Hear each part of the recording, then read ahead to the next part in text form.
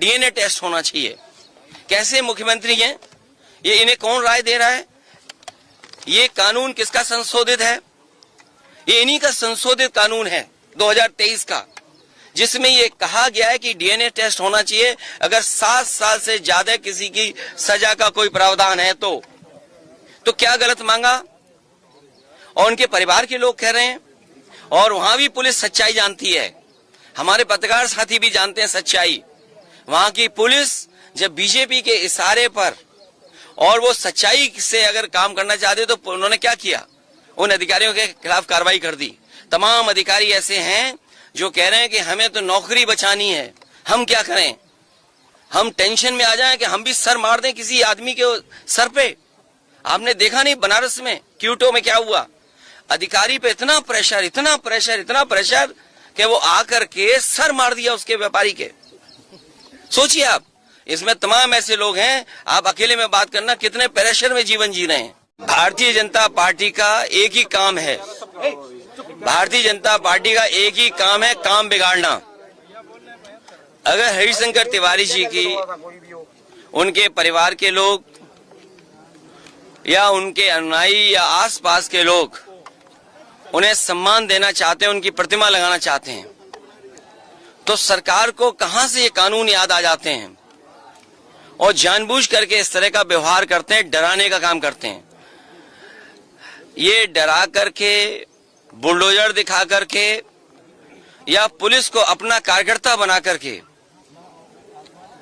उससे कामयाब नहीं होंगे, क्योंकि जनता ने जो अभी सबक सिखाया इनको, जनता तैयार है, आने वाले समय में इनको और सबक सिखाने जा रहा है। संशोधन बिल लेके आ रही है सरकार,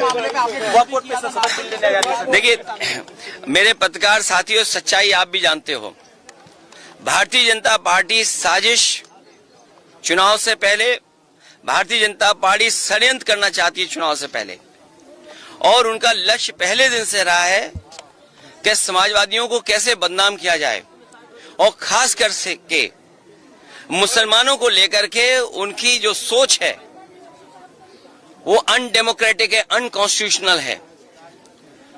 ये सोचिए एक मुख्यमंत्री योगी, तो इसका मतलब ये है कि अगर कोई योगी अगर वो लोकतंत्र पर भरोसा नहीं करता है और कॉन्स्टिट्यूशन पर भरोसा नहीं करता, वो योगी नहीं हो सकता है। मैं 3 घटनाओं का उदाहरण देना चाहता हूं आपके सामने। पहली घटना हाथरस, जिसमें एक साधु संत के कार्यक्रम के लिए, परमिशन के लिए भारतीय जनता पार्टी के विधायक और नेताओं ने लिखा था, लेकिन जो प्रशासन को काम करना चाहिए था, जिस जिम्मेदारी से सुरक्षा और उन चीजों का इंतजाम करना था, वो नहीं किया, जिसका परिणाम यह हुआ कि बड़ी संख्या में लोगों की जान चली गई। न केवल जान गई है, उनका नुकसान हुआ बड़े पैमाने पर।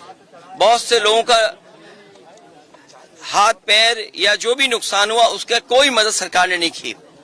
दूसरा, आपने देखा होगा गोमती नगर में, और जब मुख्यमंत्री ने सदन में ये कहा, सूची तो हालांकि बहुत लंबी थी, इसमें पुलिस का दोष कम है, पुलिस तो पूरी सूची दी थी, लेकिन भारतीय जनता पार्टी के जो मुख्यमंत्री और सरकार, वो ये चाहती है कि पुलिस भी भारतीय जनता पार्टी की कार्यकर्ता बन जाए। ये जो नए तरह का काम हो रहा है कि पुलिस को भी ये भारतीय जनता पार्टी का कार्यकर्ता बना रहे हैं। जब पुलिस ने सूची दी सब नामों की, तो आखिरकार मुख्यमंत्री जी ने केवल यादव और मुस्लिम का नाम क्यों पढ़ा? और सच्चाई पुलिस भी जानती है कि जिसमें कि यादव का जिसका नाम लिया है, सुनने में आ रहा है कि वो फुटिंग में नहीं था, जो कैमरे की जो तस्वीर है उसमें नहीं है, वो कैमरे में नहीं था, क्योंकि वो चाय पीने गया था और पुलिस को यादव मिल गया, इसलिए उसको जेल भेज दिया। मैं आपके सामने कहना चाहता हूं, ऐसे लोग जो कानून का उल्लंघन कर रहे हैं और भारतीय जनता पार्टी का कार्यकर्ता बनकर के काम कर रहे हैं, जब कभी भी सरकार आएगी, ऐसे अधिकारियों के खिलाफ भी कार्रवाई होगी।